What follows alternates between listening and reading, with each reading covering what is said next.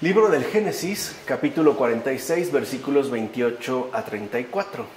Jacob envió a Judá por delante a donde estaba José, para que éste diese instrucciones antes de su llegada de Gosén. Luego entraron en la región de Gosén. José enganchó su carroza y subió a Gosén al encuentro de su padre, Israel. Al verlo, se le echó al cuello y lloró abrazado a él. Israel le dijo a José: ahora puedo morir después de haber visto tu rostro y saber que todavía vives. José dijo a sus hermanos y a la familia de su padre: voy a subir a dar la noticia al faraón y decirle: mis hermanos y la familia de mi padre, que estaban en el país de Canaán, han venido hasta mí. Los hombres pastorean ovejas, pues son ganaderos, y han traído sus ovejas, sus vacas y todo lo que poseen. Cuando el faraón os llame y os pregunte cuál es vuestra ocupación, le responderéis: tus siervos son ganaderos desde la juventud hasta ahora, lo mismo nosotros que nuestros padres. Y de esta forma podréis instalaros en la región de Gosén, porque los pastores de ovejas son una abominación para los egipcios. Contra toda esperanza, José volvió a ver a su padre Jacob. Ahí es donde yo les decía que se ve ya el nivel de madurez alcanzado en la experiencia creyente.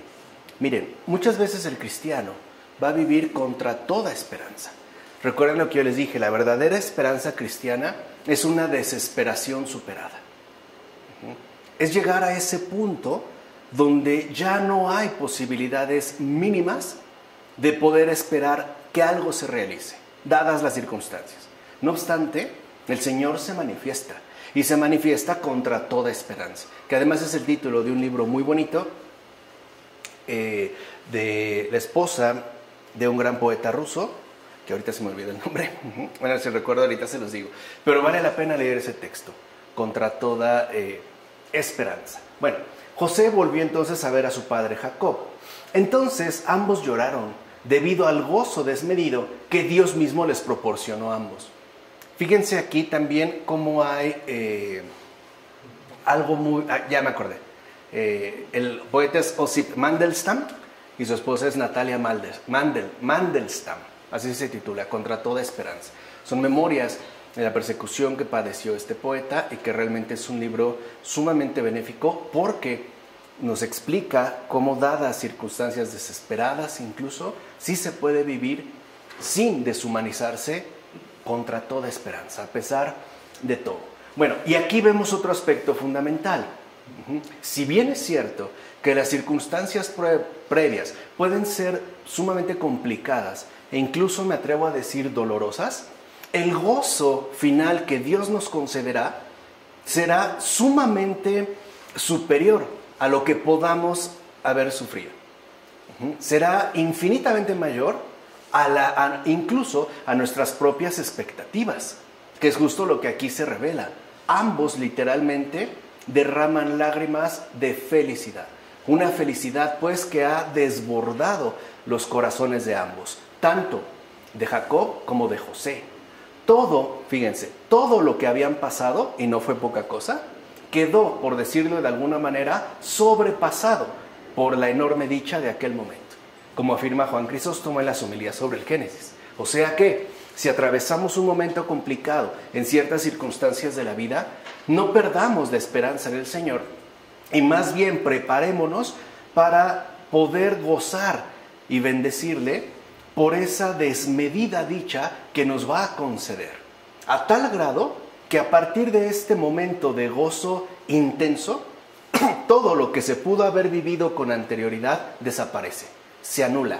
Incluso los sufrimientos que pudimos haber experimentado se borran.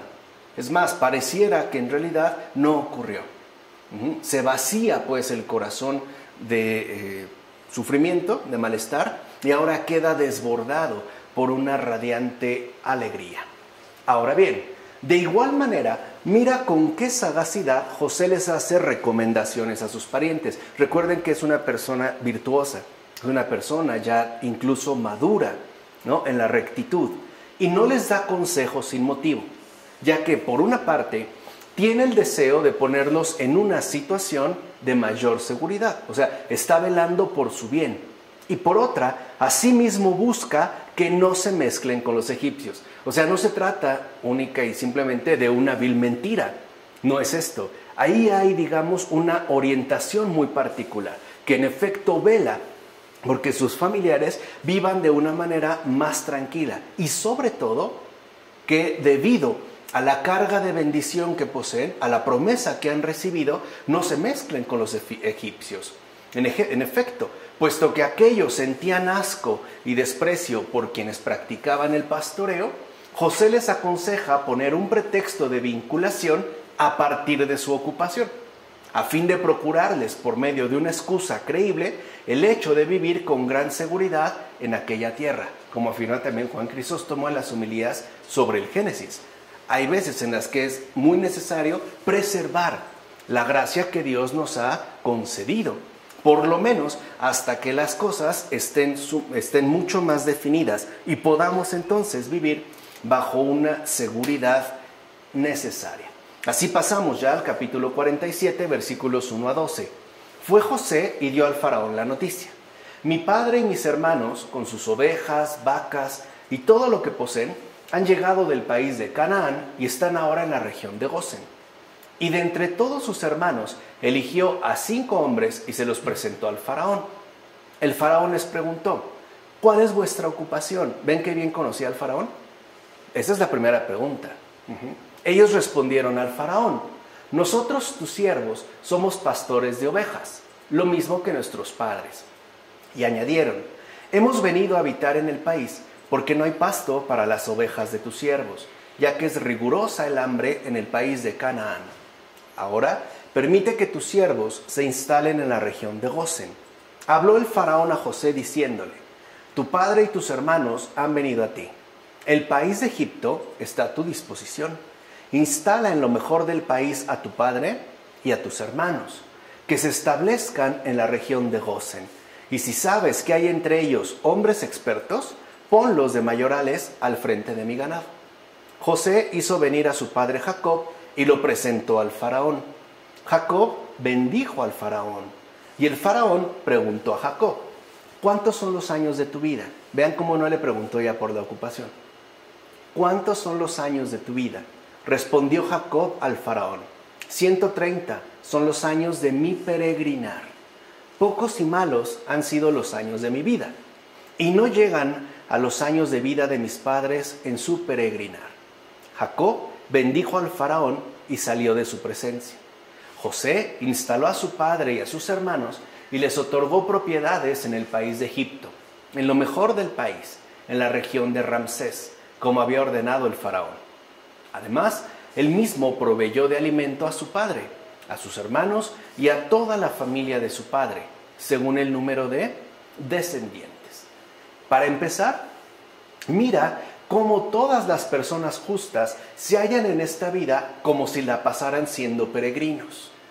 En efecto, escucha cómo después David dirá: porque extranjero soy yo en la tierra y estoy de paso, como afirmó en el Salmo 39. Así pues, las personas justas saben muy bien que solo están de paso por esta tierra, ya que este breve tiempo es una especie de servidumbre. En consecuencia, puede decirse que sus ojos están puestos en otra parte, como afirma Juan Crisóstomo. ¿Cuál es el problema con nosotros? No aceptamos nuestra condición de peregrinaje y nos sentimos seres que permanentemente estarán instalados en esta tierra. El problema no es tanto que pongamos empeño en nuestra temporal estancia. El problema es que nuestra mirada se dirige hacia cosas que en efecto estén a nuestro alcance y perdemos de vista la eternidad. Por eso descuidamos literalmente el tiempo que se nos concede en cosas irrelevantes, estériles. Puede ser que sean agradables, hasta placenteras, pero sin repercusión de eternidad. Entonces, el problema, pues, es que cuando uno deja de reconocer que es un peregrino, o sea, que está de paso por esta tierra, pues pierde de vista el más allá. Y nuestra mirada se va a concentrar en aspectos, insisto, que tengamos al alcance, pero que a su vez acabarán tiranizándonos, o sea, esclavizándonos a sus respectivas demandas. Añadamos también lo siguiente: con esta narración se nos da una señal de que solo al final de los tiempos en este mundo hemos de recibir la mejor de todas las posesiones de acuerdo con el nuevo pueblo. Efectivamente, Dios nos tiene dispuesto algo mucho mejor a todos los que aguardamos su redención, es decir, el reino de los cielos, que es con mucho lo mejor porque no ha sido hecho por manos humanas, como afirma Cirilo de Alejandría en las inscripciones sobre el Pentateuco, y en efecto así sucede. Es muy fácil que nosotros pensemos que somos residentes permanentes de este mundo y que por ende nos olvidemos incluso del reino de los cielos, de aquello que el Señor nos quiere ofrecer. En primer lugar, porque el reino de los cielos no pasa, no es algo que caduque, no está sometido, pues, ¿no?, a una especie de acabamiento inevitable. Nos está ofreciendo una dicha eterna. Y nosotros, tal parece, que por el contrario, nos queremos aferrar a lo hecho por manos humanas, que sabemos que por muy bien hechas que estén, tarde o temprano, mínimamente se deterioran. Por eso algunos monumentos que hayan estado muy bien hechos y se hayan conservado incluso durante siglos, requieren por lo menos ciertos trabajos de restauración, porque si no, en pocas palabras, se vienen abajo. Y ahí está el problema. Si perdemos de vista la eternidad, el reino de los cielos, siempre estaremos sometidos a una esclavitud de insatisfacción permanente. Pasa como con cualquier cosa que adquirimos. El verdadero momento cuando se disfruta, por ejemplo, unos zapatos, es cuando están realmente nuevos. Es más, lo mejor de unos zapatos es esto, que no se hayan usado, verlos nuevos. Pero después de la primera puesta ya no es igual. Lo mismo pasa con un auto, lo mismo pasa con una prenda, lo mismo pasa con una casa. Cuando está nuevecita es una maravilla, pero poco a poco va perdiendo el encanto. Es más, lo que en un principio podía ser un gran motivo de alegría, después empieza a acumularse en términos de pesares y más pesares. Híjole, ahora ya hay que cambiar la instalación eléctrica, ahora ya salió este problema de plomería, ya le hace falta pintura, hay que impermeabilizar. O sea, aquello que aparentemente nos ofrecía una dicha y era verdad, termina después sobrecargándonos de más dificultades. Y el problema es que nosotros, en lugar de aceptar la realidad de este mundo, concentrándonos de lleno en el reino de los cielos, queremos hacer también de este mundo algo que perdure para siempre. Allí es donde nos equivocamos. Ahora bien, ¿por qué José racionó la comida según el número de sus descendientes? O sea, ¿por qué actuó de esta manera, como afirma el texto? Porque solamente dio lo suficiente a cada uno de ellos. De entrada, nos podemos preguntar, pero eso es muy poquito, ¿no? ¿Cómo que nada más les va a dar lo suficiente? Pero no olvidemos el contexto real en el que están sucediendo estos hechos. Por eso pregunta Juan Crisóstomo, ¿te parece poco? Mira, aunque todo Egipto y Canaán estaban devastados por el hambre, aquellos estaban con la suficiente abundancia como para vivir sin mayor problema. Y eso es también lo que el Señor nos concede. A veces puede ser que las situaciones sean complicadas, por ejemplo, en el mundo, dadas algunas dificultades o ciertas crisis, y el Señor nos da lo suficiente, o sea, nos permite tener suficiente abundancia como para poder vivir sin mayor problema. Tal vez no hay lujos, tal vez no haya sobreabundancia, pero algo es un hecho, no falta. Siempre parece que se cuenta con lo suficiente para vivir sin mayor problema. Muchas veces la dificultad estriba en nuestra persistente codicia, que siempre queremos más y más, y nunca es suficiente, cuando en realidad sí lo tenemos. Incluso bastaría con ver cómo se desarrolla nuestra vida de manera ordinaria en el día a día. Versículos 36 a 26 de este capítulo 47. No había pan en toda la tierra, porque el hambre era rigurosa, y tanto el país de Egipto como el país de Canaán estaban asolados por el hambre. José se hizo con todo el dinero que había en el país de Egipto y en el país de Canaán, a cambio del grano que le compraban, y reunió todo el dinero en casa del faraón. Pero se agotó el dinero en el país de Egipto y en el país de Canaán. Y acudieron todos los egipcios a José diciéndole: danos pan. ¿O es que vamos a morir delante de ti porque falte dinero? Les respondió José: entregad vuestro ganado, y os daré pan a cambio de vuestro ganado si os falta dinero. Traían su ganado a José, y éste les daba pan a cambio de caballos, de rebaños de ganado mayor y menor, y de asnos. Y durante aquel año les proveyó de pan a cambio de todo su ganado. Pasó aquel año, y al año siguiente acudieron a él los egipcios y le dijeron: no vamos a ocultar a mi señor que se acabó el dinero, y los rebaños de animales han pasado a ser de mi señor. No queda ante mi señor sino nuestras personas y nuestros campos. ¿Es que vamos a morir ante tus ojos, nosotros y nuestros campos? Compra nuestras personas y nuestros campos a cambio de pan, y seremos nosotros y nuestros campos esclavos del faraón. Danos semillas y podremos vivir, así no moriremos y nuestros campos no quedarán yermos. Así compró José para el faraón toda la tierra de Egipto. Pues cada uno de los egipcios vendió su campo porque arreciaba el hambre sobre ellos. El país vino a ser propiedad del faraón, y el pueblo le quedó sometido a esclavitud, desde un extremo a otro de las fronteras de Egipto. Solamente dejó de comprar las tierras de los sacerdotes, porque tenían una renta del faraón y comían de la renta que les pasaba el faraón.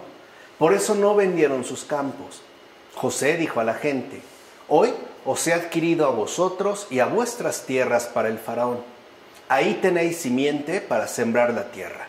Cuando lleguen las cosechas, entregaréis la quinta parte al faraón, y tendréis 4 partes para simiente de los campos, para alimento vuestro y de quienes haya en vuestras casas, y para comida de los niños. Ellos respondieron: nos has salvado la vida, que encontremos favor ante mi señor, seremos esclavos del faraón. Entonces José estableció la ley sobre el campo de Egipto, vigente hasta el día de hoy, de que la quinta parte es para el faraón, a excepción únicamente de las tierras de los sacerdotes, que no pasaron a ser propiedad del faraón. Entonces, como vemos de entrada, aquí hay un tema fundamental que de hecho nos va a ayudar a despejar un error mantenido durante mucho tiempo, y es la cuestión de la esclavitud. Vean, para empezar, date cuenta que aunque el hambre abrumó al país, no se dice que el hambre haya vencido también a Jacob y a sus hijos, como sí se dice de los egipcios. Todos los egipcios se quedaron sin pan, sin dinero, sin ganados, sin libertad. Pero no se dice que con Jacob haya ocurrido. ¿Por qué? Porque Dios les concedió lo suficiente para vivir sin mayor problema. Ahora, esto se debe a lo siguiente: aunque el hambre alcance también a los justos, no los vence. De hecho, a diferencia de lo que sucede con los injustos, incluso el hambre es ejercicio de virtud para los justos. O sea, lo que ya habíamos mencionado en otras ocasiones. Aunque se presenten circunstancias sumamente complicadas, estas para los justos serán motivo de virtud, será ejercicios de virtud. Así pues, el hambre no abruma a los justos jamás. Jamás. O sea, a todos aquellos que en efecto mantienen una recta relación con el Señor y que se confían en Él y han puesto en Él toda su esperanza. Ahora, esta hambre, en sentido espiritual, es el gusto por las cosas terrenas. Por eso los justos no pueden padecer las privaciones del hambre, ya que su principal alimento es la sabiduría celeste. De hecho, no hay peor hambre que el hambre espiritual, como menciona Orígenes en las homilías sobre el Génesis. Acuérdense de las palabras que dijo el Señor: no solo de pan vive el hombre, sino de toda palabra que sale de la boca de Dios. Porque, como dijimos, nosotros evidentemente tenemos unas necesidades muy terrenales, como por ejemplo la necesidad de comer, pero también es verdad que tenemos necesidades espirituales, las cuales incluso son mucho más fundamentales. ¿O cuántas personas no hay que pueden tener comida en exceso, incluso riqueza material, en gran abundancia, pero por dentro están carcomidos por un hambre espiritual que ninguna de las cosas que poseen puede satisfacerles o puede llegar realmente a darles, ¿no?, esa satisfacción que tanto anhelan. En pocas palabras, ¿cuántas personas ricas no hay que espiritualmente son desafortunadas, que son desdichadas? Por eso vemos también los disparates que pueden llegar a surgir entre las clases altas. Los condes, los marqueses, ¿no?, incluso hoy, ¿no?, las élites sociales. Es por eso, porque no hay peor hambre que el hambre espiritual. Y recuerden que si el hambre física conduce a la locura y al desvarío, el hambre espiritual también conduce a una locura espiritual, a un extravío realmente tenebroso.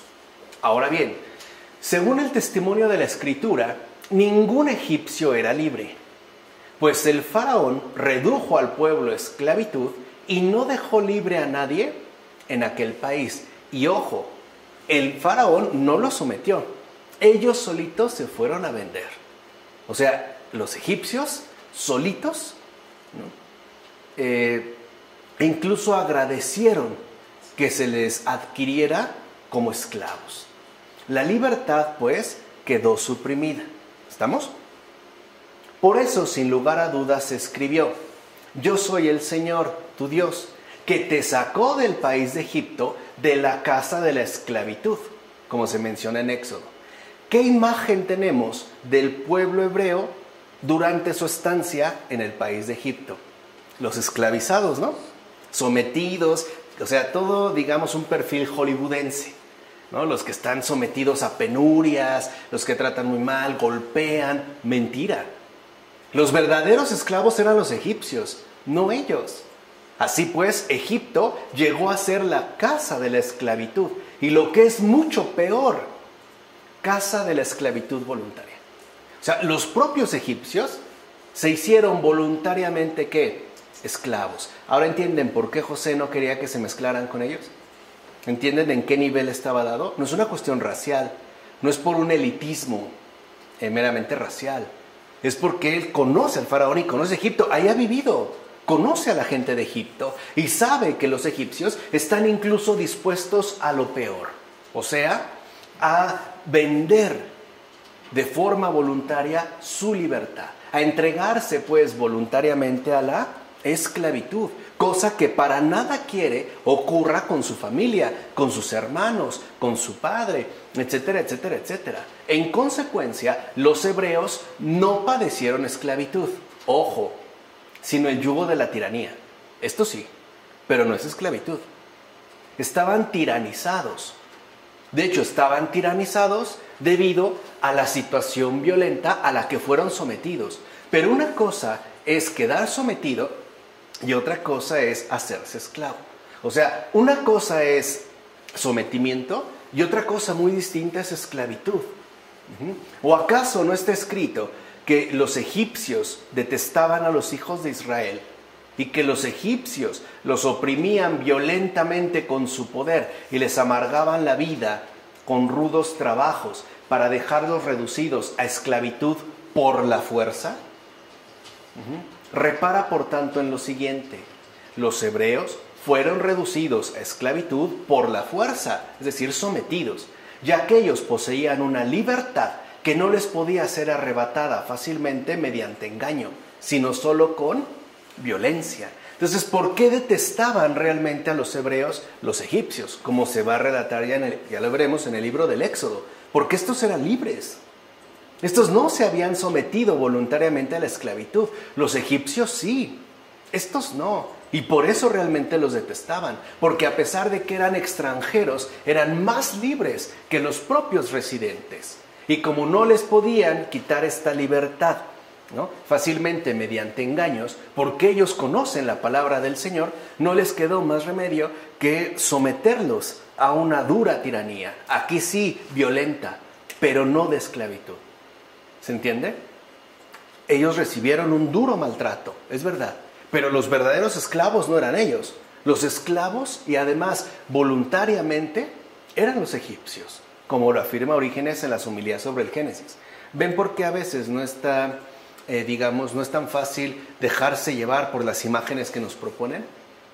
Porque en efecto a veces pensamos que el pueblo del Señor es el que siempre la pasa mal o al que le va muy mal. Al que le toca pues la peor parte, y no es verdad. Lo vemos en este caso en particular. ¿O qué Dios no es bueno? ¿Qué de verdad Dios se regocija en el padecimiento de sus cercanos, de sus hijos? Claro que no. Quitémonos pues este error y reconozcamos cómo el Señor en efecto permitió que su pueblo, también debido, y lo sabemos, a la dureza del corazón, fuera castigado, si lo quieren ver así, corregido, pero no se les quitó la libertad. Los esclavos eran los egipcios, no los hebreos. Así pues, si entendemos bien estas cosas, conoceremos ya la verdadera esclavitud de los egipcios. De esta no se habla. Pareciera que ellos eran los libres que habían esclavizado a los otros, y era completamente ¿qué? Al revés. En efecto, servir a los egipcios por la fuerza no es otra cosa sino sujetarse a las pasiones y por ende estar sometido a los demonios. O sea, también tiene este sentido espiritual. Ciertamente, nadie es obligado por una necesidad venida de fuera a ser esclavo. ¿Se acuerdan que es otra de las convicciones de los padres? Aun cuando nuestras circunstancias sean increíblemente corrompidas, no estamos obligados a pactar con el mal. En todo caso, es la indolencia del alma la que conduce a esclavitud. Esta sí. O sea, nadie te puede convertir en un esclavo, a menos de que tú voluntariamente así lo elijas, que es lo que buscan las pasiones y evidentemente los demonios. Por eso los hijos de Israel son aquellos que no renuncian, pase lo que pase, a la dignidad celeste. Y aunque estén oprimidos con violencia durante cierto tiempo, no por ello pierden su libertad perpetuamente. Lo vimos con José. ¿José pasó un tiempo en prisión? Sí. El pueblo hebreo estuvo un tiempo, digamos, sometido al yugo tiránico de los egipcios. Sí, pero no fue permanente. No fue pues una esclavitud perpetua. Los egipcios sí.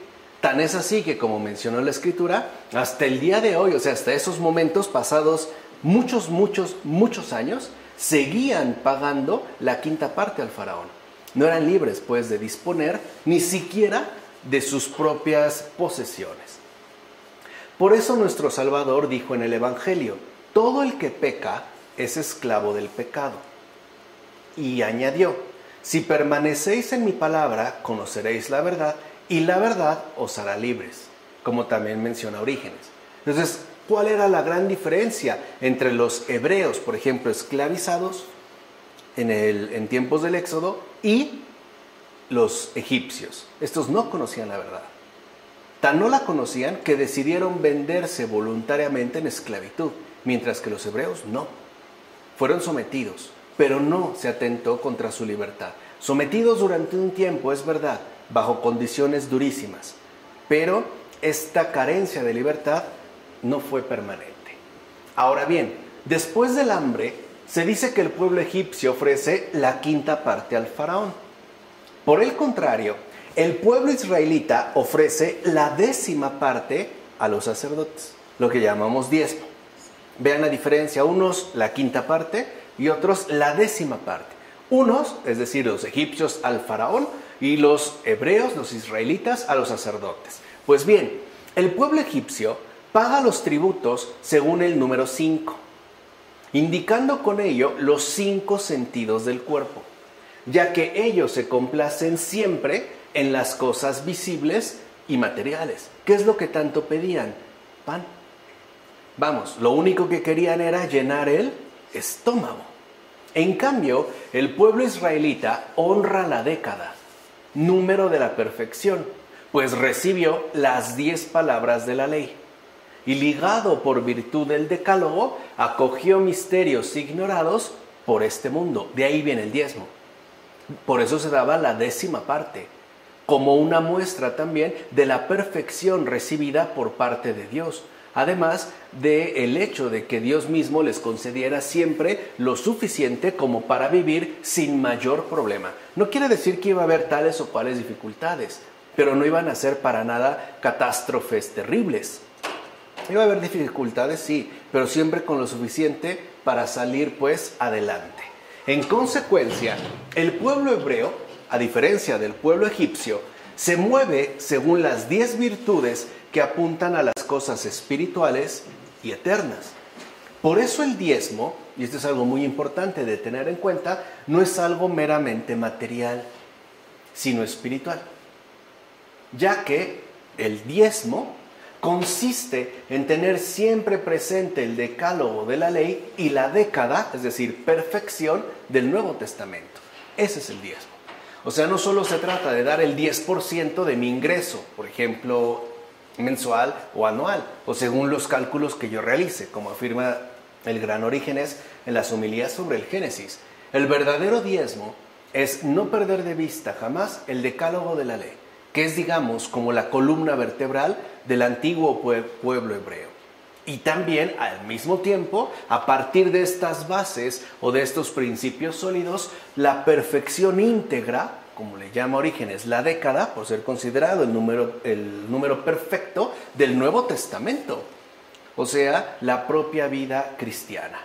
¿Quieres saber ahora qué diferencia hay entre los sacerdotes de Dios y los sacerdotes del faraón?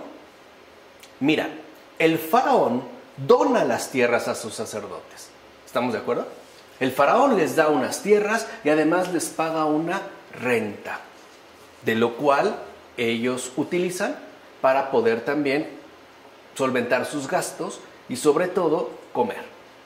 En cambio, el Señor no les dona porción alguna en la tierra a sus sacerdotes, ya que como Él mismo dice, yo soy vuestra porción. Lo dice en el libro de los Números.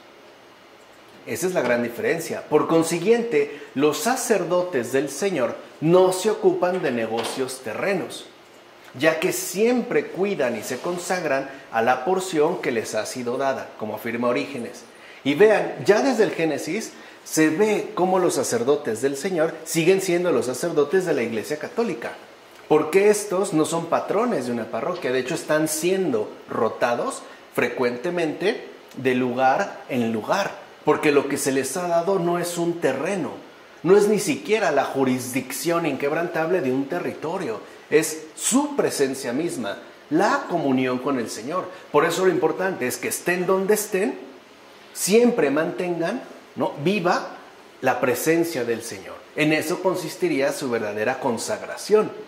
No son pues dueños de un lugar, sino son colaboradores del Señor.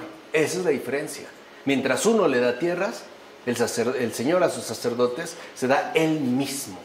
Esa es pues la porción que les corresponde. Por último, ten en cuenta que no es por causa del sacerdote que haces lo que debes, sino debido a aquel que lo ha llamado. Por eso el respeto que les muestras es inseparable del Señor. De hecho, respeto y desdén hacia los sacerdotes es algo dirigido hacia Dios mismo. Pues bien, conscientes de esto, jamás despreciemos a los sacerdotes del Señor, pues de ellos estamos llamados a sacar gran provecho. Como afirma también Juan Crisóstomo en las homilías sobre el Génesis. Al menos en principio, ese es el propósito. De tal manera que entendamos cuál ha sido el llamado, y a veces quizá un gran llamado es que ellos nos auxilien, pero también el llamado puede ser que nosotros les auxiliemos a ellos. Puede ser en sentido material o también puede ser en sentido moral y hasta espiritual. Por ejemplo, rezando por esa persona. Pero no puede dar cabida al desdén, porque eso es tanto como rechazar al Señor mismo. Bueno, versículos 27 a 31 del capítulo 47. Israel se estableció en el país de Egipto, en la región de Gosén. Allí arraigaron, crecieron y se multiplicaron mucho. Jacob vivió en el país de Egipto 17 años, y el total de los años de vida de Jacob fue de 147 años. Cuando los días de Israel tocaban a su fin, llamó a su hijo José y le dijo: si he hallado gracia ante ti, por favor, pon la mano bajo mi muslo, y jura que actuarás conmigo con misericordia y fidelidad. No me entierres en Egipto cuando descanse con mis padres. sino sácame de Egipto y entiérrame en el sepulcro. José respondió, lo haré según tu palabra. Jacob insistió, júramelo. Y se lo juró. Entonces Israel se dejó caer sobre la cabecera de la cama. Gosén significa proximidad o cercanía.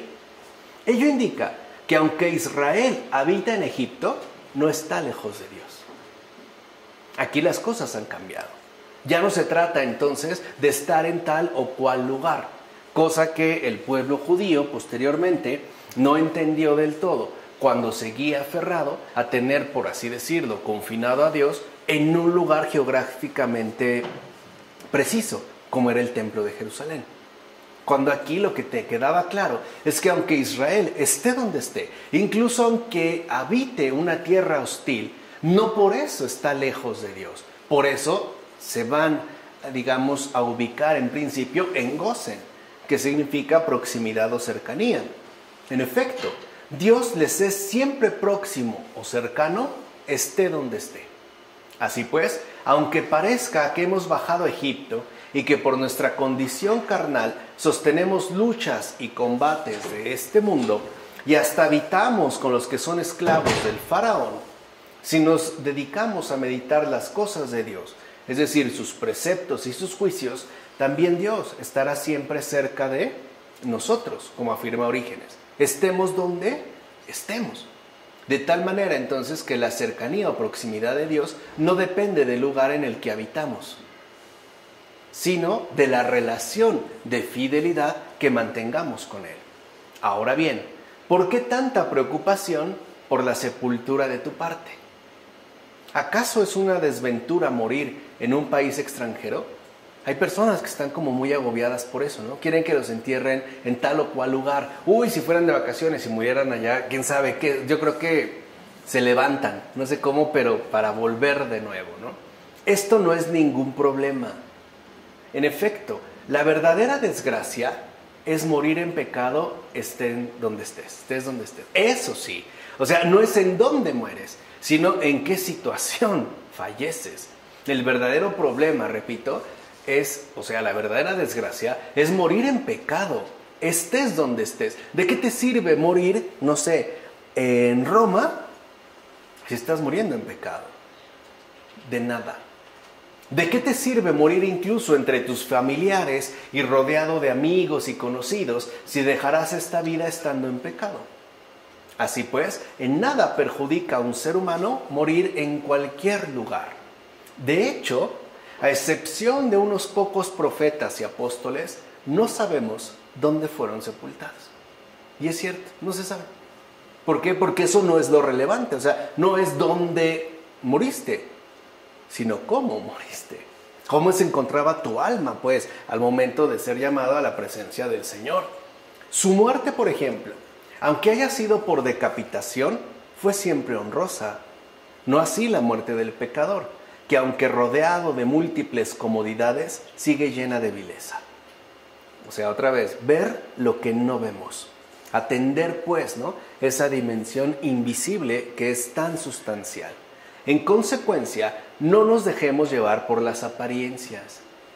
Que alguien muera en casa no es necesariamente signo de muerte honorable. De hecho, lo que hace honrosa o deshonrosa nuestra muerte es la vida que hemos llevado. Esto sí. Por eso ocupémonos mejor en vivir según la virtud y no andemos pensando dónde hemos de morir o en qué lugar nos habrán de enterrar, como afirma el gran Juan Crisóstomo en las homilías sobre el Génesis. Y en efecto así sigue sucediendo. Hay a veces encendidos debates en torno a si tal persona va a ser incinerada o sepultada. Y si en caso de que va a ser incinerada, ¿en dónde se van a depositar las cenizas? Cuando quizá la verdadera charla mantenida debería ser ¿qué tanto andamos o no en virtud?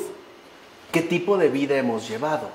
¿Cómo es que hemos transcurrido nuestro peregrinaje? E incluso una pregunta bastante sana. ¿Qué pasaría si en este preciso momento muriéramos y fuéramos llamados a la presencia del Señor?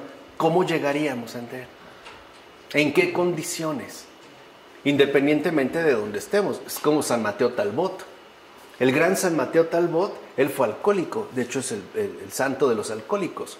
Tuvo una conversión, el Señor le ayudó, ¿no?, a alejarse de esa esclavitud sumamente dolorosa, y después de llevar ya una vida basada en la virtud, en un momento, él era un obrero sencillo, salió de misa, salió por la calle y ahí cayó, acabó muerto, y es un santo.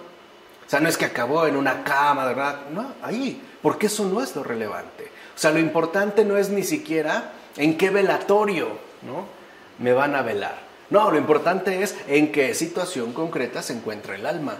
Así pues, muera donde muera, no importará absolutamente nada. Y entonces sí, tendré una muerte honrosa. Esto dependerá de que mi vida no esté llena de vileza. Bien, capítulo 48, versículos 1 a 7. Después de estos sucesos, le dijeron a José: tu padre está enfermo. Él llevó consigo a sus 2 hijos, Manasés y Efraín. Cuando le anunciaron a Jacob: tu hijo José ha venido a verte, Israel se reanimó y se sentó en la cama. Le dijo Jacob a José: El Shaddai se me manifestó en luz en tierra de Canaán y me bendijo diciéndome: te haré crecer, te multiplicaré y te convertiré en multitud de pueblos. Daré esta tierra a tu descendencia después de ti en posesión perpetua. Y en cuanto a tus 2 hijos que te han nacido en el país de Egipto, antes de que yo viniera a Egipto a estar contigo, ellos serán míos. Efraín y Manasés serán para mí como Rubén y Simeón. En cambio, la descendencia que hayas tenido después de ellos será tuya, y serán mencionados en la herencia junto al nombre de sus hermanos.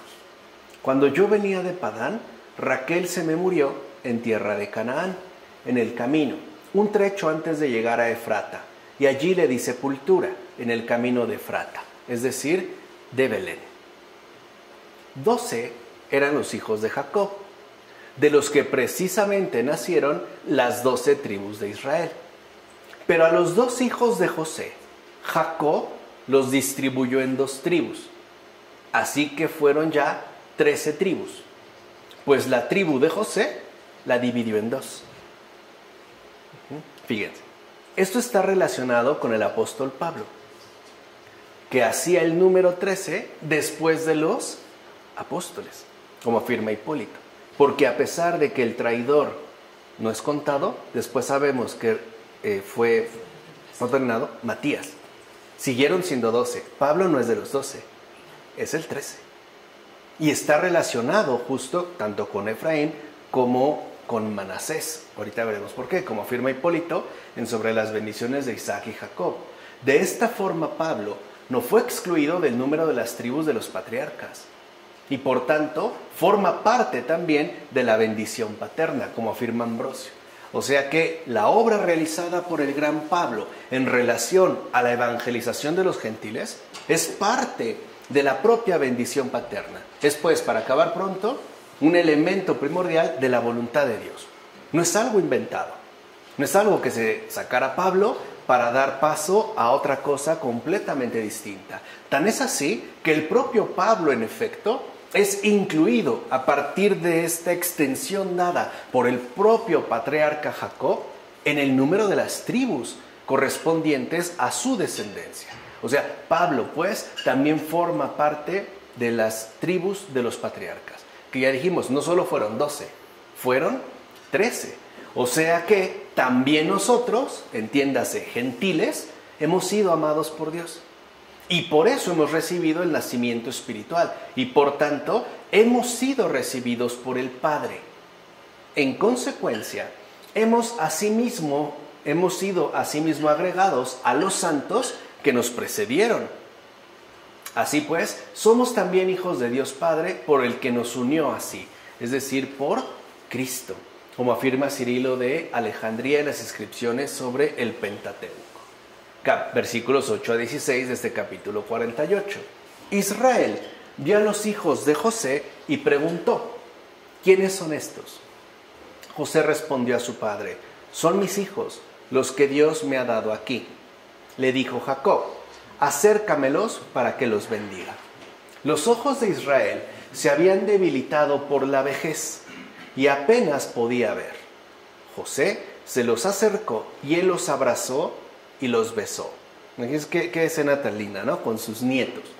Israel dijo a José: no esperaba ver tu rostro, y ahora Dios me concede verte a ti y también a tu descendencia. José lo sacó de entre las rodillas de su padre y se postró rostro en tierra. Después tomó José a los dos, a Efraín con la derecha, a la izquierda de Israel, y a Manasés con la izquierda, a la derecha de Israel. O sea, los cruzó y se los acercó. Israel extendió su derecha y la puso sobre la cabeza de Efraín, que era el menor, y su izquierda sobre la cabeza de Manasés. Adrede cruzó los brazos, ya que Manasés era el primogénito. Entonces bendijo a José diciendo: el Dios en cuya presencia anduvieron mis padres, Abraham e Isaac, el Dios que ha sido mi pastor desde el día en que nací hasta el día de hoy, el ángel que me libró de todo mal, bendiga a estos muchachos.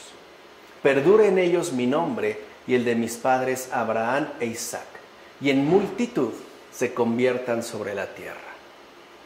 También aquí está simbolizada la cruz del Señor, ya que este signo recae sobre la figura del primogénito de José, el cual en efecto es símbolo del unigénito de Dios, algo que ya había insistido la Escritura capítulos atrás, como afirma Efrén de Nisibi en el comentario sobre el Génesis.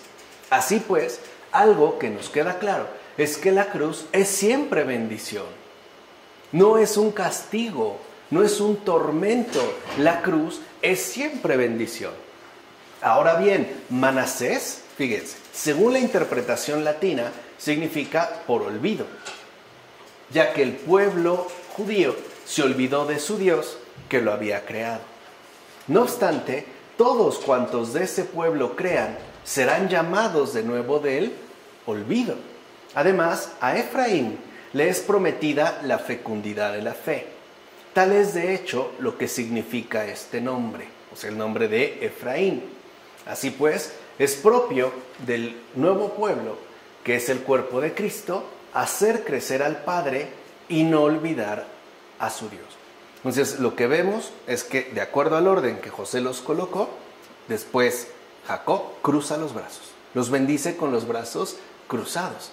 Incluso, digamos, está exponiendo un símbolo de la cruz para manifestar cómo allí está dada toda bendición. De eso dependerá, incluso a partir de la inversión. Los primeros, o sea, el mayor, serán los segundos, y los segundos serán los primeros. Un gesto que está dado también con la inversión de las manos. Por último, no pierdas de vista la inteligencia y la humildad de Jacob. Inteligencia porque veía el futuro con los ojos de la fe, y por ello dio precedencia a Efraín sobre Manasés. Recuerden, ¿quién era el mayor? Manasés. Y humildad porque nunca mencionó su propia virtud, sino que elevó su acción de gracias y pronunció su oración y bendición basándose en el hecho de que sus padres habían complacido a Dios, como afirma Juan Crisóstomo. Y en efecto ahí vemos esta humildad hasta el final. Como en este caso Jacob nunca habla de lo que él ha realizado o de las virtudes que haya ejercitado. Se refiere directamente, en primer lugar, al verdadero protagonista de su historia, que es Dios, el pastor que le ha acompañado desde su nacimiento hasta ese momento, y sobre todo remite la bendición basándose en aquello que sus propios padres, o sea, su padre Isaac y su abuelo Abraham, habían tenido por haber complacido a Dios en todo. Esto es muy importante porque nosotros, por ejemplo, a veces perdemos de vista que la vida que llevamos tendrá repercusión sobre muchos otros, sobre nuestros descendientes. No necesariamente carnales, aunque claro, naturalmente que sí, sino también sobre nuestros descendientes espirituales, aquellos en los cuales de una u otra manera hayamos tenido cierto nivel de influencia, digamos discípulos. todos creo que bien o mal tenemos discípulos, ¿no? En mayor o menor medida, o sea, no se trata de formar escuelas, es parte de nuestra vinculación. Pero a lo que voy es que para nosotros esta cadena, ¿no?, genealógica se rompe. Tal parece que nosotros somos como eslabones aislados, ¿no?, que para nada remiten ni a una precedencia ni a una posteridad.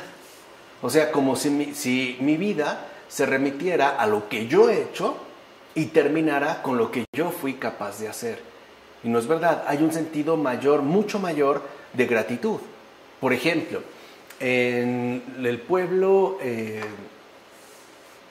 perdona, no, qué mala memoria tengo, pero este pueblo cristiano que fue masacrado por los turcos y que Franz Werfel escribe una novela extraordinaria titulada Los 40 días del Musadag, armenio, el pueblo armenio, también cuando puedan lean Los 40 días del Musadag de Franz Werfel.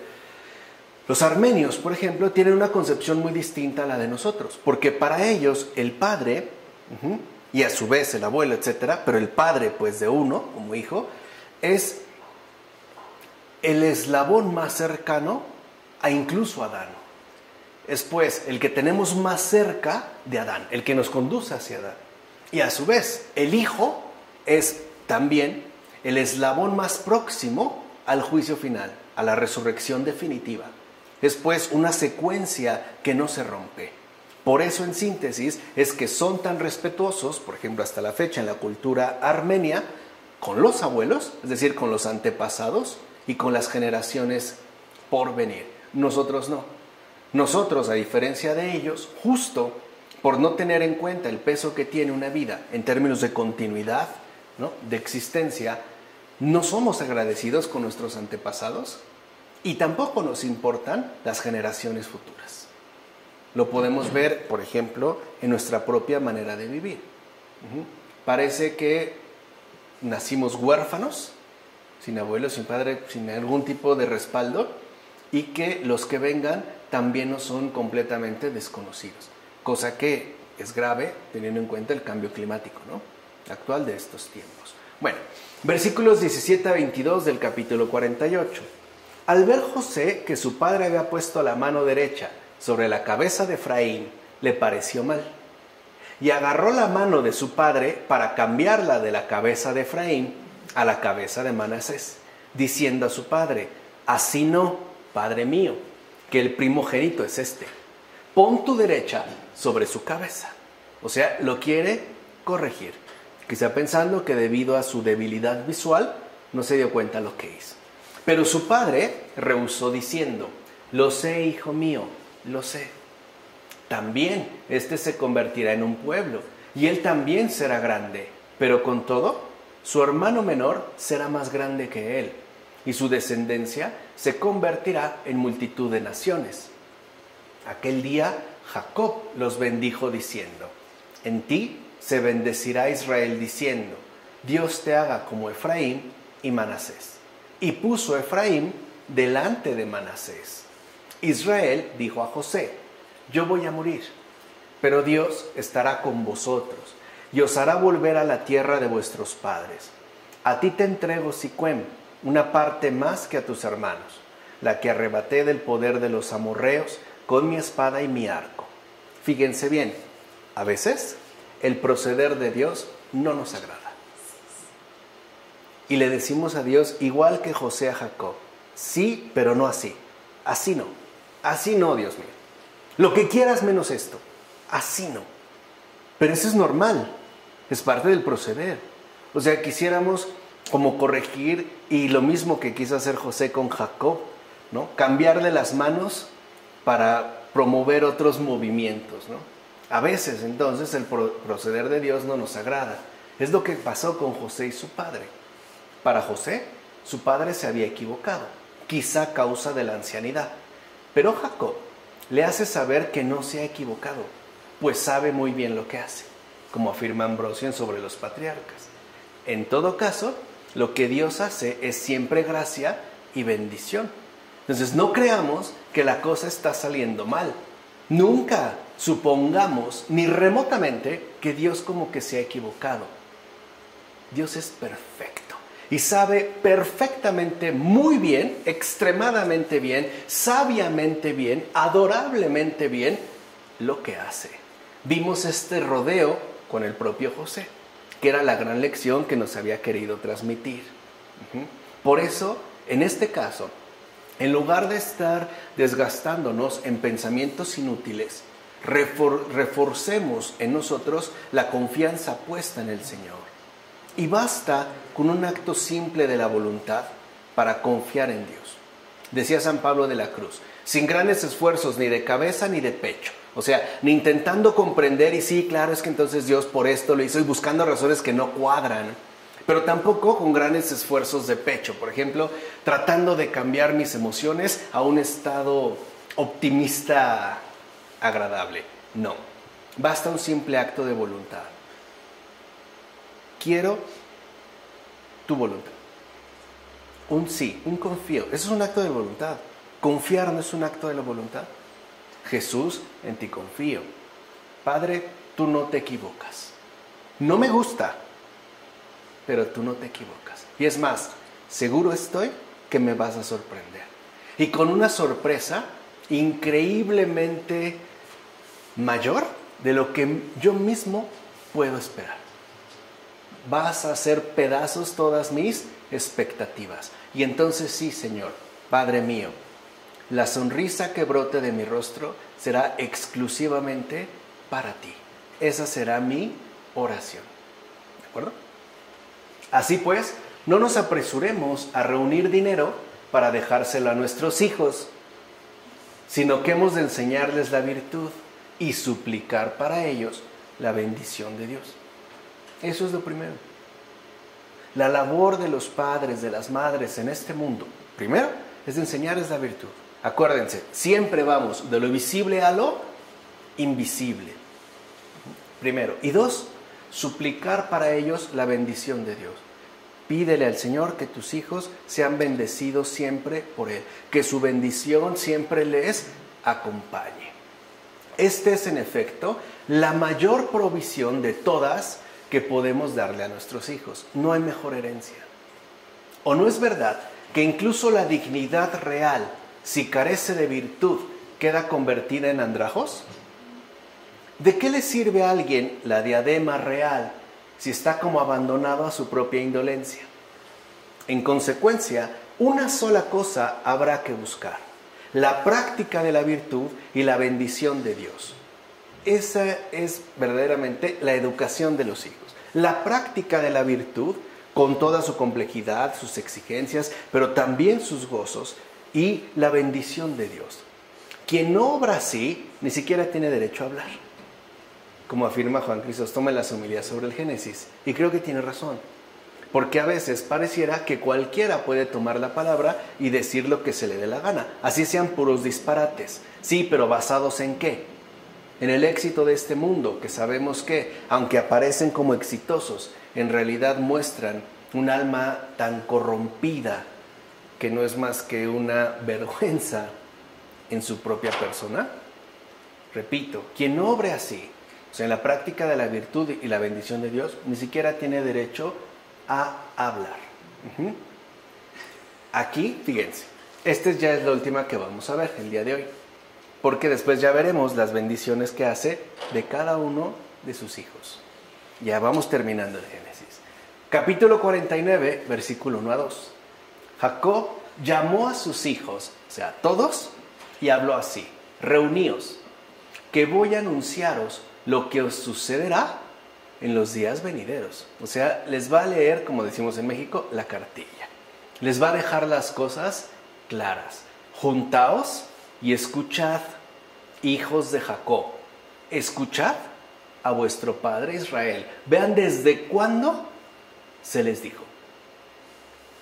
Vean desde cuándo. O sea, con cuánto tiempo de anticipación. Escuchad a vuestro padre Israel. En primer lugar, distingamos bendición de profecía, porque aquí están, involucradas ambas, tanto la bendición como la profecía. En efecto, la bendición recae sobre alguien en particular, que por eso mismo queda bendecido. En cambio, la profecía se refiere a algún hecho que se cumple. Esa es una profecía. No es decir una tontería. La profecía se refiere a algún hecho que en efecto se cumple. Así pues, en este caso, la bendición recae sobre aquel que nació de Judá y que de hecho fue prefigurado en José, el mismo que por descender de la tribu de Leví fue sacerdote del Padre. Y la profecía en este caso se refiere a los que obran lo contrario y por tanto tienen en nada al Hijo de Dios, como afirma Hipólito sobre las bendiciones de Isaac.